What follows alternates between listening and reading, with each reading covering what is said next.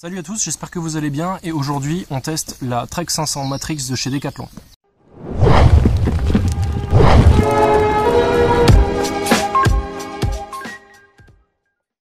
Alors, il n'y a pas très longtemps je voulais changer de chaussures parce que avant j'avais des chaussures également de chez Decathlon qui n'étaient pas montantes, qui étaient des chaussures mid, donc semi-montantes, et j'ai des chevilles qui sont quand même relativement fragiles. J'ai fait de nombreuses entorses quand j'étais gosse et du coup je les ai jamais soignées, donc du coup je dois avoir des tendons qui sont plus longs que prévu, ou les ligaments.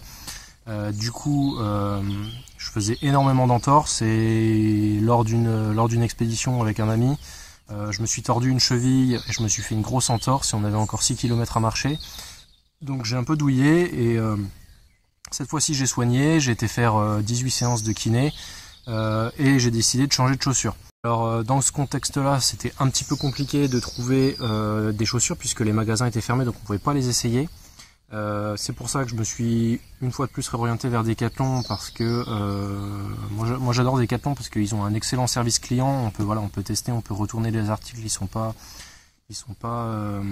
fermés là-dessus. Bien au contraire même, ils sont très ouverts aux avis clients. Donc du coup, je me suis dit on va partir sur une chaussure montante cette fois-ci.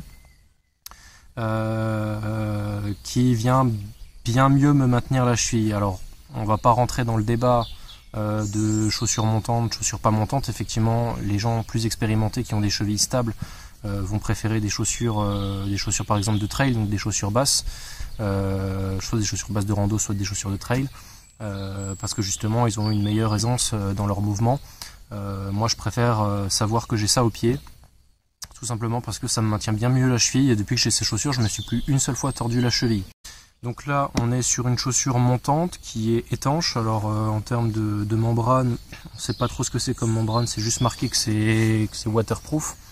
On voit clairement à l'intérieur que la membrane arrive à peu près jusqu'à là. Sur le site, il valide une étanchéité, donc 20 km avec la tige immergé jusqu'à semi-hauteur, donc très étanche. C'est vrai que pendant mon dernier trek de 65 km, j'ai eu aucun souci d'étanchéité. Enfin, j'avais eu un souci d'étanchéité, mais la chaussure avait un défaut en l'occurrence. Mais depuis, j'ai eu aucun problème. On est sur une chaussure qui n'est pas en cuir, qui est faite avec un matériau, donc Matrix, donc qui est une marque française qui développe des tissus techniques. Là on est sur un tissu qui est très très résistant, enfin en tout cas il a l'air très résistant. Depuis que je les utilise, il n'y a pas eu d'accroc. On a un beau pare-pierre en caoutchouc devant et derrière, on n'en a pas sur les côtés parce que le tissu semble très très résistant. Moi ce qui m'a convaincu pour acheter cette chaussure, c'est notamment mon problème de cheville, et ici il proposait un système de maintien de la cheville en croix. Donc si on regarde de plus près la chaussure, ici on voit que le lacet passe dans une petite lanière ici qui vient tirer, donc on voit ici, hop, qui vient tirer, et donc qui vient bien envelopper la cheville. Et donc ça c'est très appréciable parce qu'en tout cas moi j'ai eu aucun souci, je me suis tordu aucune cheville depuis que j'ai ces chaussures. En termes de confort, alors moi franchement quand j'ai mis ces chaussures, voilà, on se sent très à l'aise dedans. Moi quand je les enfile, je suis dedans comme un chausson. Après ça c'est mon point de vue et c'est mon pied, hein, donc j'ai sûrement eu de la chance. En tout cas moi je suis bien dedans.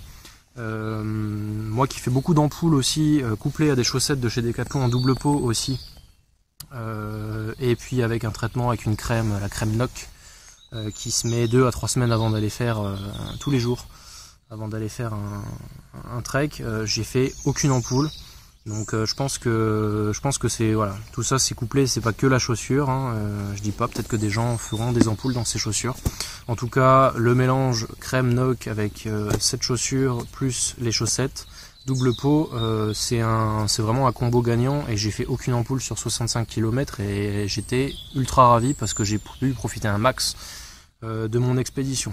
Voilà, en tout cas un beau modèle qui est certes un peu lourd, hein. On est sur la paire, là moi j'ai une taille 44, on est sur 1,2 kg, donc ça reste quand même, pour certains ils diront que c'est des enclumes au pied.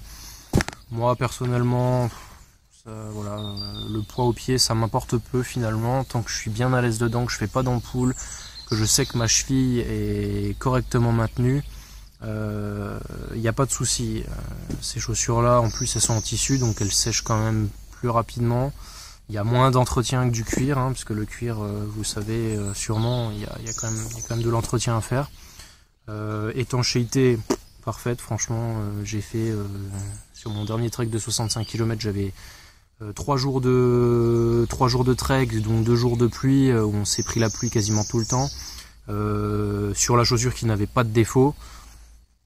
J'avais eu aucun souci. En plus de ça, l'autre chaussure était mouillée, on s'est retrouvé dans un refuge.